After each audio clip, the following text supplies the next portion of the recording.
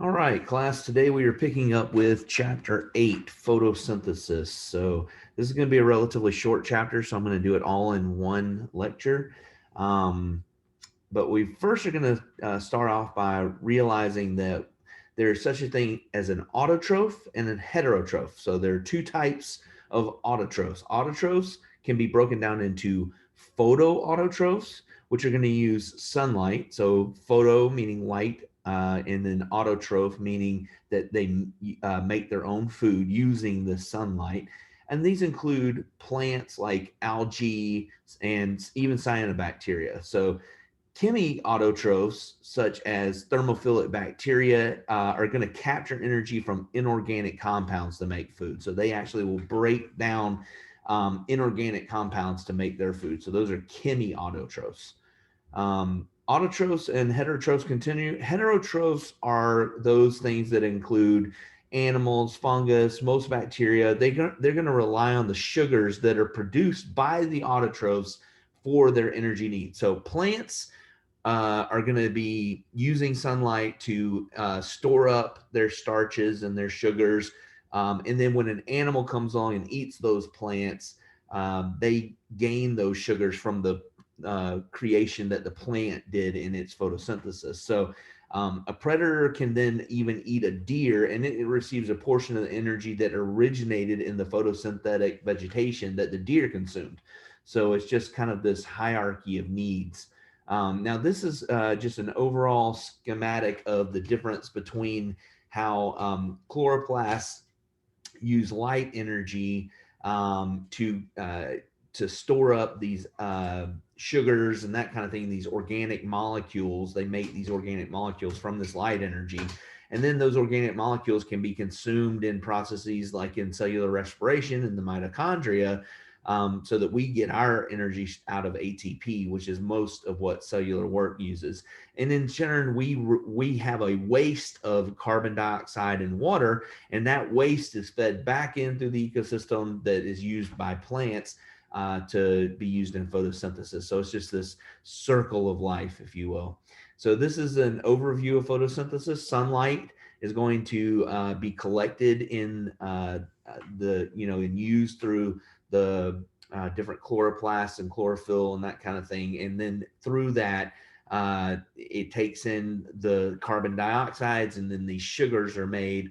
And then water is necessary to feed the plant, and it uses all that to make these sugars. And then it expels oxygen as its waste material that we need to use in ours. So again, just a circle of life. So photosynthetic reactants. So before exploring the chemical nature of photosynthesis, we're going to establish the sources of its components. So water is absorbed by the roots from the soil. Carbon dioxide is acquired from the air, and we expel carbon dioxide. So we're feeding them with our carbon dioxide, and they're feeding us with their oxygen that they make, their O2. So basically, this carbon dioxide is acquired from the air as a result of gas exchange through the stomata, excuse me.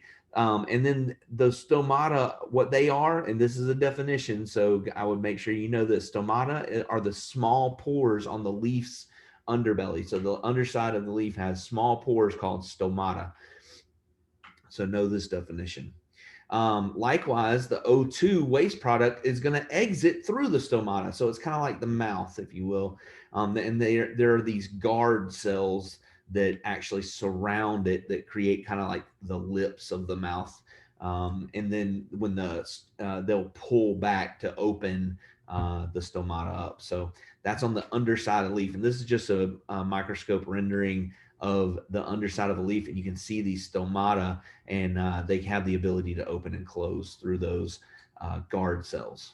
Okay, so this is the cross section of a leaf. You can see the stomata down here. They are in the actual cell wall of the plant, and this is called the mesophyll layer right here, which is the kind of inner layer. And in the mesophyll is where you will find these chloroplasts with the granum and that kind of thing. So we've already kind of gone over these thylakoids and all that, these structures of the plant cells in their chlorophyll. or chloroplast. All right, so here's just the photosynthesis equation. You take carbon dioxide plus water, input energy from sun, and that yields sugars for that they store that we're able to eat, plus oxygen as a waste product, and we need this to live. So plants are very, very important symbiote to our life cycles. So the two metabolic pathways of photosynthesis are the light reaction cycle and the Calvin cycle. So these will you'll see some similarities between these and our cellular respiration. But the light reaction pathway is going to convert light energy, which is the photons from the sun, to a chemical energy that will make ATP and NADPH, which are the electron carriers in their system. So it occurs in the thylakoid membranes of the chloroplast. So this is where this light reaction takes place within the thylakoid stacks. Remember those. And then the Calvin cycle uses that ATP and NADPH that was made in the light dependent reactions to make sugar or food. And this occurs in the stroma. The stroma, and the stroma is just the inner portion. It's just free floating out here, if you will, in inside. That's the stroma of the chloroplast. So that's where the Calvin cycle takes place. So you can see here the ATP that's created and the NADPH is created goes into the Calvin cycle, and coming out is that these electron carriers needed or these pre-products for making these electron carriers are waste products that come back out to go into here. So, all right, so let's talk about the chloroplast structure a little bit. We've already kind of talked a little bit about this when we talked about the plant cells and that kind of thing, but remember there's a double membrane for the chloroplast, an outer and an inner membrane. The stroma, not to be confused with stoma, is just the inner area of inside the chloroplast structure. So the grana are stacks of thylakoids. So these green pancake looking things, those are thylakoids. And a stack of thylakoids is called a granum. So grana is plural for mini granum. So there's a lot of different stacks of thylakoids, and those are called, all of the stacks are called grana. One stack is called granum, so don't get that confused. The lumen is the inside of the thylakoid. So inside one of the pancakes are the lumen of the thylakoids. And lumen, remember, is just a definition that means the inner area of a structure. So the lumen of the thylakoid is obviously inside the thylakoid. And only plant cells that conduct photosynthesis have chloroplasts. You do not have chloroplasts in anything that does not conduct photosynthesis. So there are certain plants that don't need light to create their stores of energy. And so only plants that need light will actually have chloroplasts.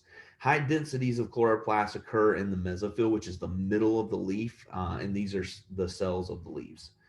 So what is exactly light energy? Light energy is an electromagnetic energy composed of photon particles that travel as waves. Now, as you get into physics and that kind of thing later on, you'll find out that light doesn't necessarily always travel like a wave. It can travel in different ways, but most often we refer to it as a wavelength of light. And that's how we most measure our light, especially visible light. And we'll see that in the spectrum here in a minute. But wavelengths determine the types of colors that you see, the amount of energy that is possessed inside the light photon. So longer wavelengths, where the crest, which is the crests are the peaks of the waves, just like when you think of waves in the ocean, the crest is at the top. And the wavelength is between the crests. So that's how we measure a wavelength. The longer the wavelength, they carry less energy. I like to remember this, like if you're at the ocean and you see waves that are coming in really slow and it takes a long time for the next wave to come in, that kind of thing, it's and they're not crashing, really fast, that's less energy.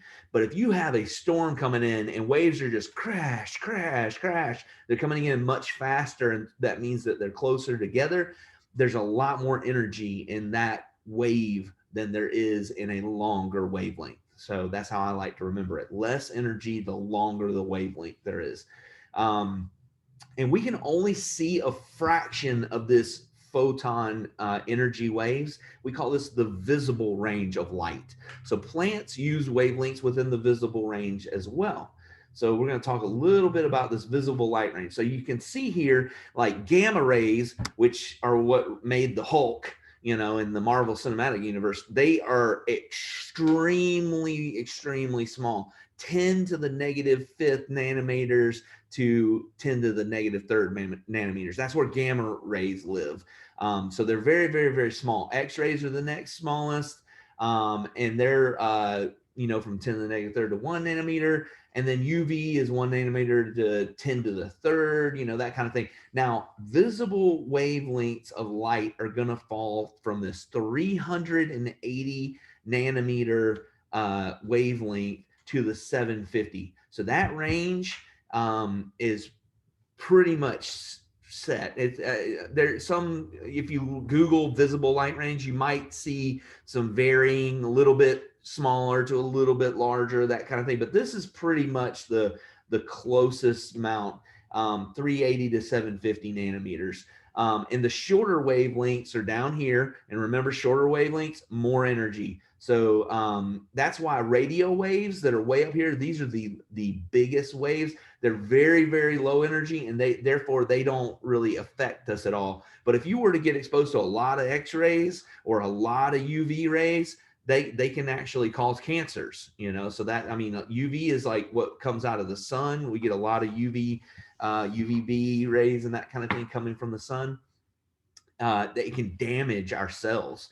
Lots of energy in those. So this visible light range is you know, 380 to the 750 nanometer, and obviously depending on where that it falls. If I said this light has a 525 nanometer range, well, 525 nanometers is going to be right here. Well, that's going to be green. You're going to see a green light. And what's happening is that your eyes are absorbing, or that object, I should say, that you're looking at. So like, let's say you're looking at a green plant. Well, the light that's hitting those leaves of that plant, every single photon of visible light out there, except for green, is being absorbed, and green is not being absorbed and reflects back to your eyes. And that's why you see it as green. So every other color is being absorbed into that substance, but for some reason it doesn't absorb green, and therefore it reflects that back to your eyes. So that's what how color works and how vision works. So pigments absorb specific wavelengths of light, so each has a unique absorption spectrum. And so the main pigment of thylakoid membranes are chlorophyll A, chlorophyll B, beta carotene, which is a type of carotenoid. And so that is, you can see that most chloroplasts absorb light in the green and in the orange, and some in the green and orange and reds. Like, so beta carotene, carrots have a ton of beta carotene in them. That's why they look orange.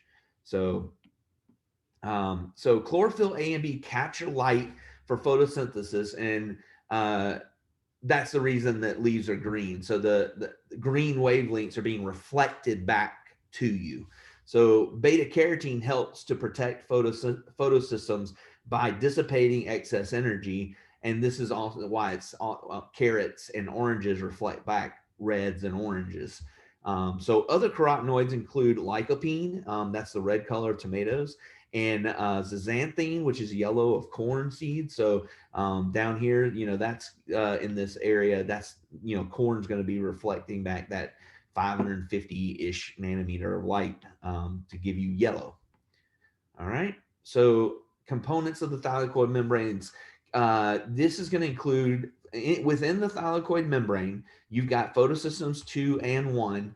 And this is going to be the sites of light absorption. Okay, so basically what happened is they discovered this system first, photosystem 1, and so they named it photosystem 1, and then they figured out, oh wait, there's another different system called photosystem 2 over here where things usually actually get started, but they had already named photosystem 1. So instead of just changing the name of this to photosystem 1 and this to photosystem 2, no, they kept it the same just to mess with us. So really photosystem 2 is usually where a lot of stuff gets started. But it is, its main difference is that you have this hydrolysis happening where you're breaking water down, in photosystem 2. So we'll get into that. But molecules that make up the electron transport chain are also found here. So this is the electron transport chain right here. And it's going to have these molecules that make them up here. And we'll go into that a little bit. But that's where just like we have an electron transport chain, the Calvin cycle also incorporates that as well. So let's look at, this is just a larger blown up picture, but they have ATP synthase just like we do in the thylakoid membrane. And so they're obviously building up a gradient of protons, but these protons are shunted out where our protons are shunted in. So it's slightly different. So you can compare the differences on your own. But yeah, so the photosystem 2 and 1 consist of light harvesting complexes. This is key. Photosystem 2 and 1 are the light harvesting complexes. They're the ones that need light. They're light dependent. So they depend on light to work. So pigments in the light harvesting complex are going to pass light energy to two special chlorophyll A molecules in the reaction center. In the reaction center, the light excites an electron from the chlorophyll A pair. It passes it down to the first electron acceptor of the electron transport chain. And this is a light-driven redox reaction. So remember, redox means reduction oxidation. So, and you remember what reduction and oxidation is. Remember, oil rig, oxidation is loss, reduction is gain, so of electrons. So the lost electron is then going to be replaced in photosystem 2A. The electron comes from the splitting of water, which releases oxygen. So which one splits water to get the electron? Photosystem 2. Water, I like to think of it H2O. Water is used in photosystem 2 to split that electron off. In photosystem 1, the electron comes from the electron transport chain. Okay, so that's key. You need to know this. So if I asked you which photosystem uses water to gain its electron, you would know it's photosystem 2. Photosystem 1, the electron comes from the electron transport chain. Okay, know those. Know that. All right. So there are two parts of the electron transport chain in the light reaction. The first transports an electron from the photosystem 2 to photosystem 1 via this plastoquinone, which is abbreviated QB, and then cytochrome B6F and plastocyanin. Refer to your homework quizzes to understand the level of detail that I'm going to expect you to know on the test. But a lot of these, you need to understand that this is the way that the electron is moved. The second transports an electron from PSI to NADP reductase via this ferredoxin. And then the final electron acceptor of the light reaction is NAD+, which then yields NADPH. It turns NADP+ into NADPH, so that when the electron gets added to it, it's a reduction, and therefore it gains that additional hydrogen. Okay, so that is just like the electron transport chain of cellular respiration. A proton gradient is created, and as these electrons fall down the chain, and then a hydrogen ion is pumped into the lumen space, ATP synthase uses the gradient to generate ATP, which is this process known as chemiosmosis. So we do the same thing. Theirs is just kind of backwards from ours. in the direction of where the proton is pumped. Okay, so here is it broken down again in a different artist rendering. We got light that comes in right here, and it basically excites these molecules, an electron, and water is split. That electron is then comes over and is shunted off, goes down through this uh, um, electron transport carrier into cytochrome complex, another electron transport carrier. ATP is produced in this process, comes into photosynthesis 1. That electron then is shunted up and is added to NADP plus to become NADPH. So that is the whole process right there from start to finish. What am I doing here? I was going to erase some of this so it doesn't confuse anybody. All right. Here it is within the membrane of the thylakoid, so you can see what's happening. The proton buildup is happening here inside, not inside the inner membrane space, the lumen of the thylakoid. That's where this proton gradient is being built up, and then when enough build up, they come and shunt down through ATP synthase to create ATP here, and then the electron, as it's being passed through, gets added on to NADP plus to make this NADPH, and then both the ATP and the NADP come down into the Calvin cycle. So the stroma, just the area outside, all of this area outside the thylakoid has a low proton concentration, and it's a higher proton concentration within the thylakoid space, the lumen. Okay. All right, so moving to the Calvin cycle, getting everything through electron here. We got the NADPH right here produced. We built up a proton gradient that shunts down through and out into the stroma, and it creates an ATP in the process. What we're going to do then is that ATP comes in here, the NADPH comes in right here, but that is going to be necessary to keep this cycle going, the Calvin cycle, so that the ATP and NADPH from the light dependent reactions, all of this is light dependent reactions. This over here, the non-light dependent. So it's going to, the Calvin cycle is broken into light dependent reaction, which requires 3 stages of the Calvin cycle. So you got fixation, which is when carbon dioxide is added to the RUBP by this enzyme Rubisco. So Rubisco is the enzyme that is needed to add the carbon dioxide to the RUBP. All right.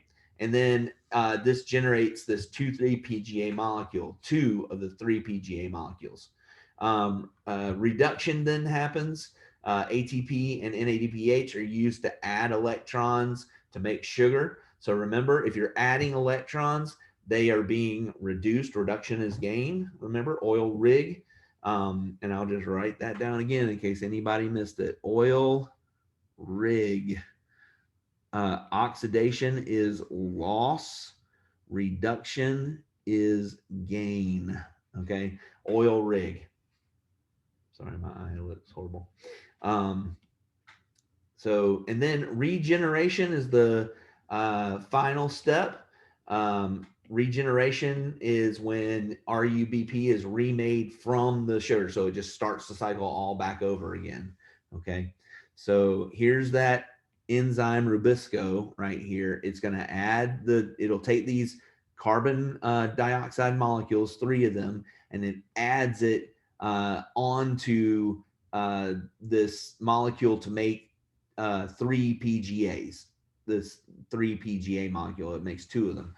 It generates it. And then ATP is put in, and when that ATP, you have the reduction phase that is started, and then NADPH is added in to finish the reduction stage, and they add the electron to the sugar to make GA3P. And then once you get GA3P, we go through a regeneration process to recreate RUBP. And then basically it just starts all the way back over again. That's the 3 cycles. So the 3 cycles, fixation, reduction, and regeneration. All right, and here it is in a little bit better artistic rendering so you can see what's happening to the molecule itself. But it's exactly what we just explained. All right, so the Calvin cycle, Rubisco, ribulose, bisphosphate, carboxylase, oxygenase. That's the enzyme. That's the whole name. We just call it Rubisco. Okay, but it's that long name right there: ribulose, bisphosphate, carboxylase, oxygenase. Rubisco, though, is much easier to say, and it can function as a carboxylase in the Calvin cycle or as an oxygenase in the photorespiration during photorespiration, which does not result in sugar production. So this would be like in our process when we don't have oxygen to continue fermentation. It can do this photorespiration, and it does not produce a sugar in the process. Some plants, like the cactus, have evolved mechanisms to reduce the chances of photorespiration, which means that they store up water for a long, long, long time to be able to pull those oxygens when they need it. All right, so this is a YouTube link that shows this whole process. It's great. Check that out. And this is the study guide for chapter 8. So make your note cards, review, watch those extra videos. Check out photosynthesis on Khan Academy. Check out photosynthesis on Crash Course for some better animations. And if you have questions about any of it, please feel free to reach out to me. We can set up a Zoom and go over any questions you have. But other than that, this will take care of, and just let me check really quickly. We're going to go to Canvas here, and let's see. Just want to double check your, where is the syllabus? Here we go. Let's look at the syllabus really quickly just to make sure we're all on track and that I'm not forgetting anything. But okay, so we were going to break chapter 8 into 2 separate days. So this lecture will cover both today, Friday, even though it's coming to you really late, but it will also cover the lecture into Monday. So this will get you done all the way through Monday, and then the exam is that following Wednesday, exam 3. So make sure that you are getting all of 6, 7, and 8 homework quizzes done, and you know those backwards and forwards to be able to do well on the exam. All right, well, have a good study and have a great weekend, and I'll drop you an email on Monday probably just to remind everybody about the test. But test this next Wednesday on, what day is that? That is September. Oh, did I not update the dates in this thing? That's not right. All right, ignore those dates. But yeah, you should have an exam next Wednesday, which, if I am looking at my calendar correctly here, next Wednesday will be the 17th of February. That'll be when your next exam is. All right. Have a great weekend.